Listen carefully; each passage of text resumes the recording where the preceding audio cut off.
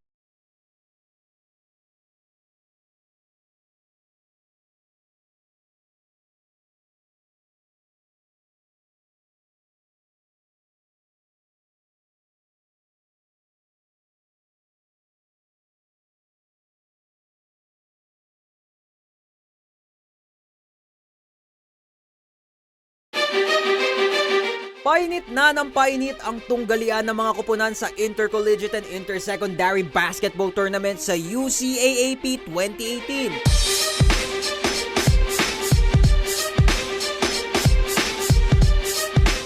Hindi matatawarang puwersa ang ipinamamalas ng bawat kalahok para sa magandang statistics bago sumapit ang eliminations.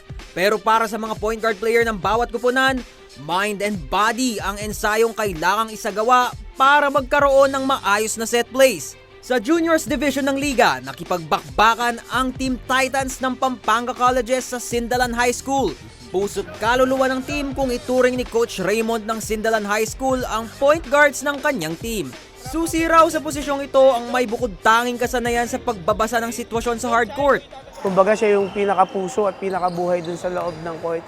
So merong mga training, syempre dapat yung ball handling skill, dapat marunong siyang bumasa nung laro sa loob, kung paano yung laro ng depensa ng kalaban, at paano i-orchestrate yung play ng team. Pangalawang taon na ni Nesty Boy season bilang point guard ng team. Bilang player, siya raw ang tumatayong pinuno ng 5 miyembrong nakasalang sa ball game. Kumpiyansang inihayag ng bata ang magiging galawan niya para dagdagan ng W ng kanilang standing sa liga. Kailangan kong maging playmaker sa team, kailangan kong maging agresibo para sa aming buong team. Kailangan kong disiplinahin yung aking mga kasangga para makuha namin yung bawat laro namin. Bibigyan ko sila ng mga magandang pasa at saka set play para makuha namin yung game na to. Di po kami makapayag doon. Gusto, hindi po. Gagawin po lahat namin makakaya para manalo ng team namin. Ito naman ang sagot ng Titan point guard na si Jody Gamboa. Hindi puso, kundi utak naman ang turing ni Titan head coach Gabriel kay Gamboa. Siya yung baling utak ng team eh. Siya yung nagdi-dictate, siya yung nagmamanda sa mga ka-teammates niya kung sino yung kung magagawa ba yung play kasi siya yung mayawak ng bola, di ba? Kahit pa 0-2 na ang standing ng Pampanga Colleges sa Juniors Division, wala raw sa bokabularyo ni Jody ang salitang pagsuko. Kailangan lang ng karagdagang tiwala sa sarili para masungkit ang panalo sa game na ito. Huwag pong kabahan, tsaka chill lang po. Daan na lang po natin sa lahat. Mas pinalakas, mas pinatinding laban sa larangan po ng basketball ang inyong matutunghayan dito sa Central Luzon TV36, ang CLTV. Ito po ang UCAAP 2018 Intercollegiate and Intersecondary Basketball Tournament. Kampiyon mula po sa 19 na schools, state universities and colleges ang nagpapanggaan po dito sa pinakamalaking paliga sa Central Luzon. Mula Junior and Senior Division po umuusad itong karera ng mga star players ng kada koponan. Sino nga ba ang magkakaroon ng tsansang makakuha ng magandang kapalaran? Mapapabilang po yan sa mga atletang huhubugin sa training camp ni Vice Governor Delta Pineda, Dennis Pineda, para po maging makisig at magilas na pambato ng lalawigan ng Pampanga. Ang bakbakan po ng Junior Division, ang amin pong ipagkakaloob sa inyo ngayong araw Ito ay ang mga manlalaro mula po sa bayan ng Minalin, Pampanga. Ang koponan po ng Pampanga Colleges at mula naman po sa syudad ng San Fernando, Pampanga, itong Sindalan High School. Muli, ang programang ito ay hatid sa inyo ng CLTV 36, BGC Concrete Patching Plan. We commit and we fulfill. Princess DY Ventures' total commitment to providing quality and on-time services, reinforcing the economic and industrial growth of the country. And supported by Pampanga Vice Governor Dennis Pineta, promoting youth and community development through sports. Mula po sa Dabsu Gym, ipagkakaloob ng ating campus courtside reporter na si Jericho Gloto ang game update sa UCAAP 2018. Welcome to UCAAP 2018 at ako nga si Jericho Glodo from Bulacan State University ang mag-uulat sa inyo tungkol sa mga kaganapan ngayon, September 1, 2018. It is between the Pampanga Colleges and the Sindalan High School na kung saan nagaganap ngayon ang kanilang laban na may 0-2 standing from Pampanga Colleges at may 3-1 standing naman from Sindalan High School. Ngayon, tutunghayan nila ang laban na kung saan ng Sindalan High School ay may taktika na run and gun game na kung saan puro fast break points ang kanilang nakukuha sa laban na ito. Samantalang ang Pampanga Colleges naman ay hirap na makadepensa sa kanilang court-to-court na labanan. Ngayon ako nga po pula si Jericho Glodo from Bulacan State University, nag-uulat para sa UCAAP Update.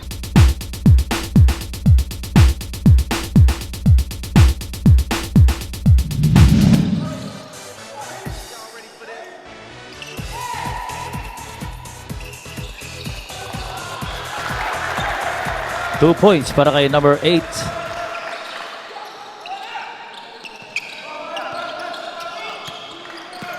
Ten seconds to shoot.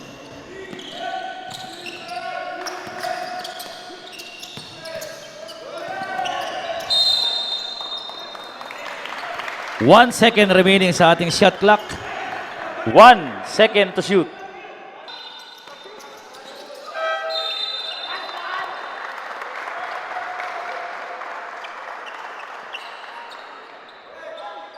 Foul committed on number 8.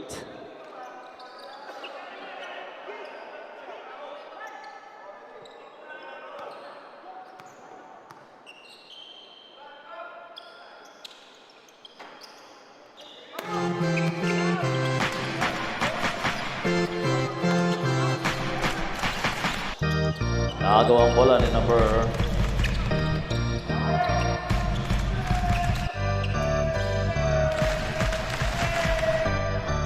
tira ni number 14, wala. Rebound ni number 3, Jimenez. Number 32, wala yung tira. Rebound ni number 14, may whistle ang referee. Foul committed on number 18.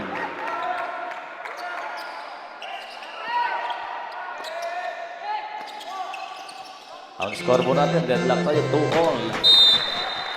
First deadlock of the ball game. Bola out of bounds, papunta sa Sindalan.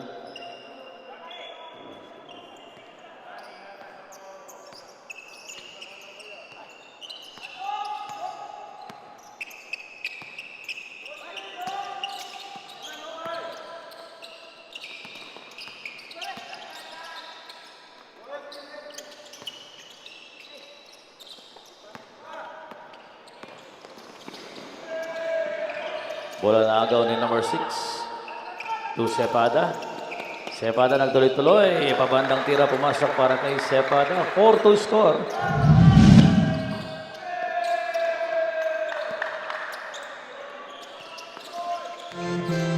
Jimenez.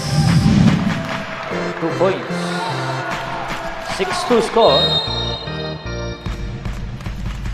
Teka lang muna, sabi ni ref.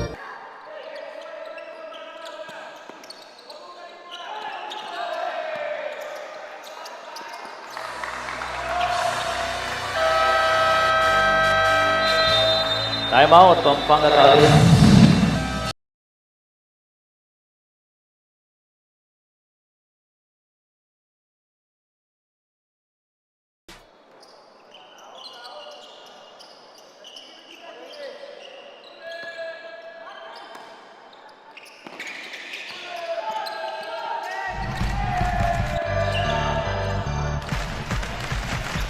number 3.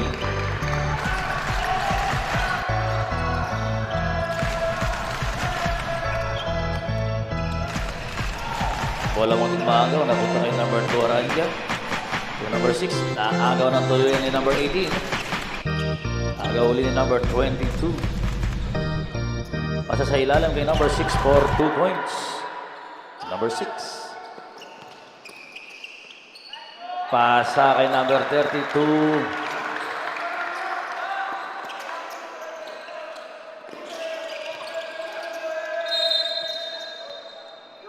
May foul committed on number 32, Jimenez. Sub, number 12, PC.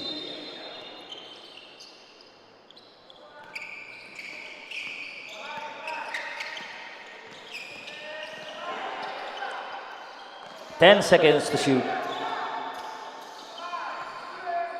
5 seconds.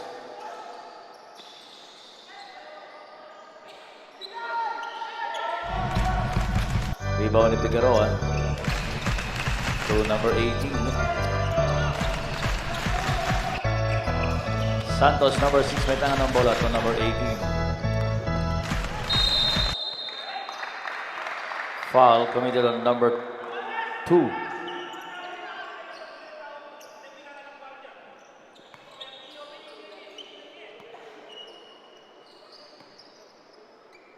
Score natin 12-4. Di pumasok yung anong free throw ni number 18.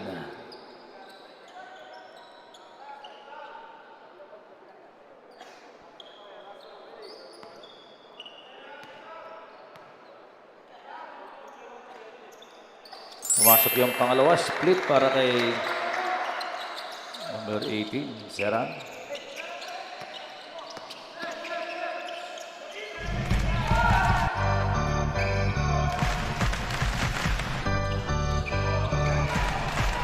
To shoot.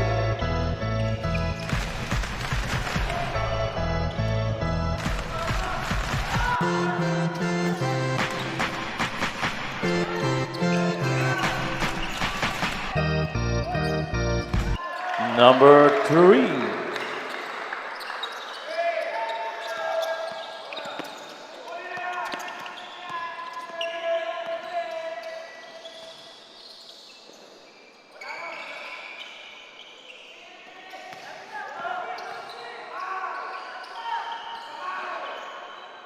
Arandia.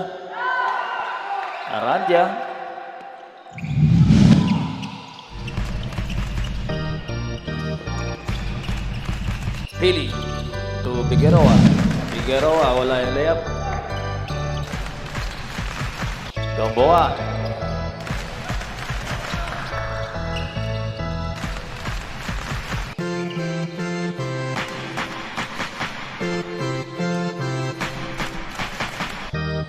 Palog na number 6, wala rebound ni number 20, Figueroa. Pass break kay number 6, Sandals. Basket count. Was foul committed on number 7. Bonus free throw para kay number 6, Santos. Ang score natin, 17-6 with 5 minutes and 29 seconds. Sa ating first quarter, bonus free throw, hindi pumasok para kay number 6. Bola daw boss, mapupunta sa PC.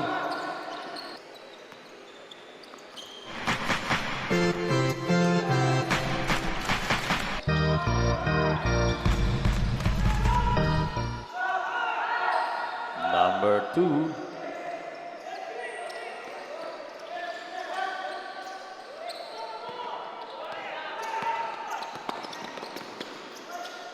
Figueroa nagtuloy-tuloy, pabandang tira, di pumasok, rebound ni number 14.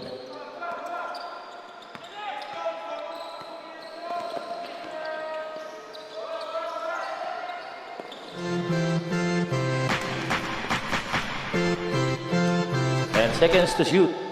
Pasa sa ilalim, layup ni number 14, pumasok. 17-10 ang score natin, number 18. Binawi ka agad ni number 18.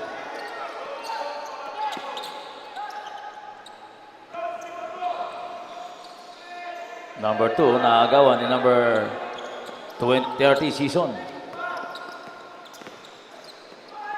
Serrano. May foul committed on number 5. Warning for penalty, Pampanga College.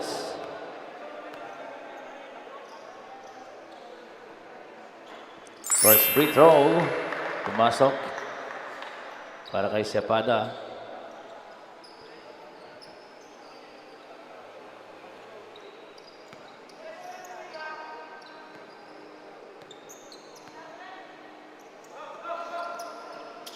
Split.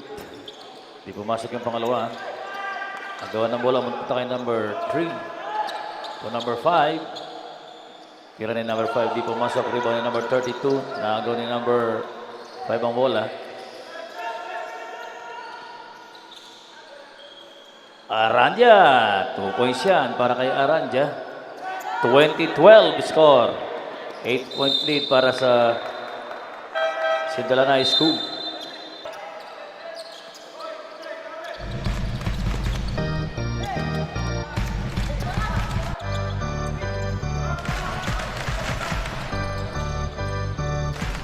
Jimenez wala yung tira, rebound. Number 3. Nagmamadali, nabitawan yung bola. Napunta kay number 18. Matalikod na pasa kay number 32 for 2 points. Parang may mata sa likod si number 18. Gamboa, number 3. To number 13, Garcia. Tinira sa labas, wala. Season to Figueroa. Gandang pasahan.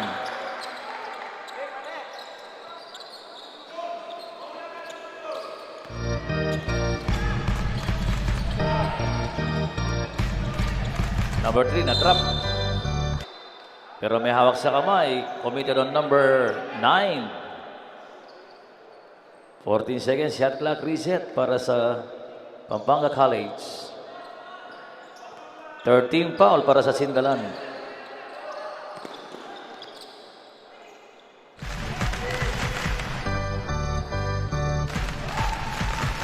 Number 2 wala. Figueroa pasa, malakas.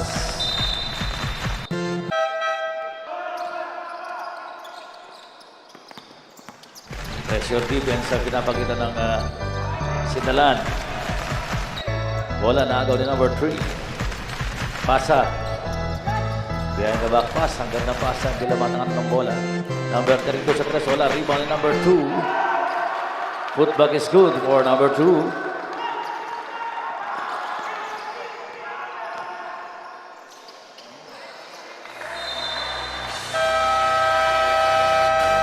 Time out, Sindalan. Back to the ball game.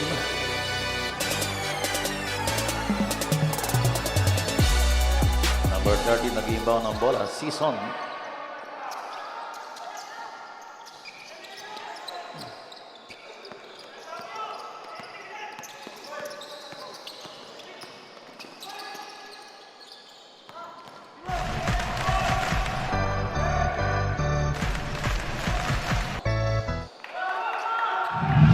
Points.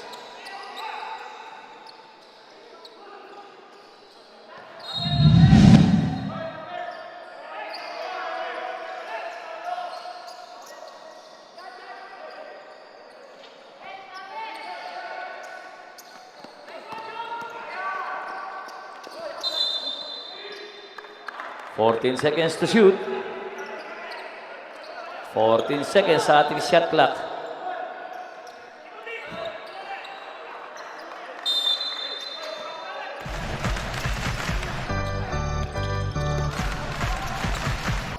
Ten seconds to shoot.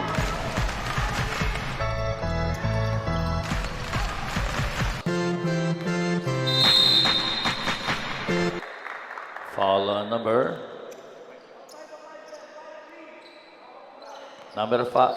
5, De La Cruz ng green ang foul. Nakahawak. Penalty.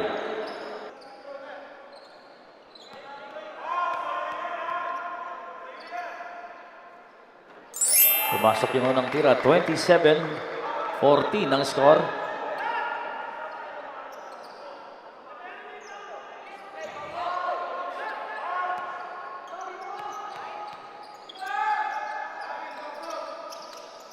Split ang tira.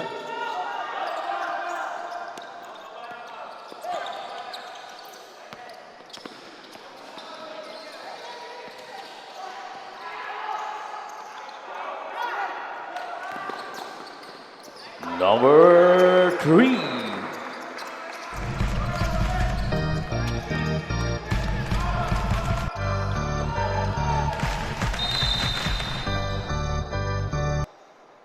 Foul on number 2. Warning for penalty, Sindalan. 1 minute and 9 seconds.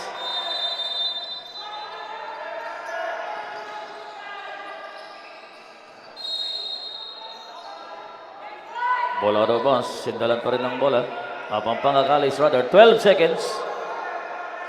12 seconds to shoot.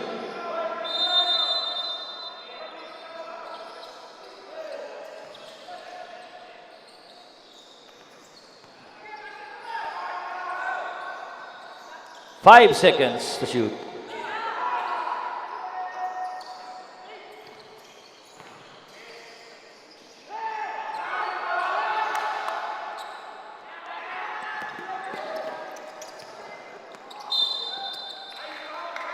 Bola pa rin yan ng Sindalan. 45 seconds.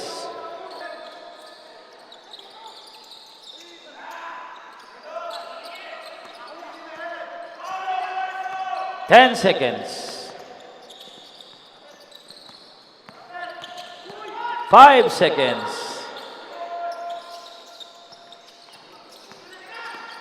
Rebound na number 12.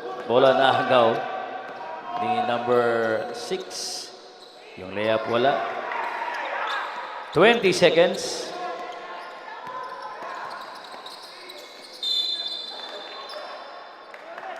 14 seconds.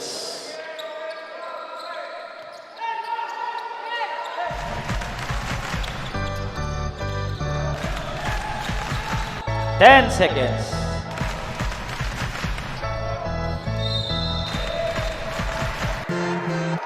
5 seconds. Traveling ang tinawag ng referee. 5 seconds remaining sa ating first quarter.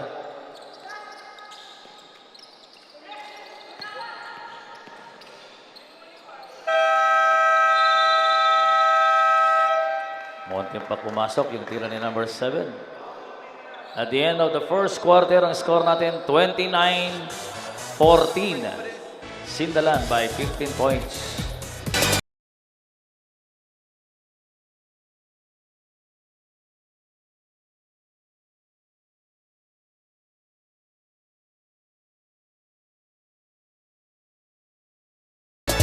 Ang programang ito ay hatid sa inyo ng BGC Concrete Batching Plant. We commit and we fulfill.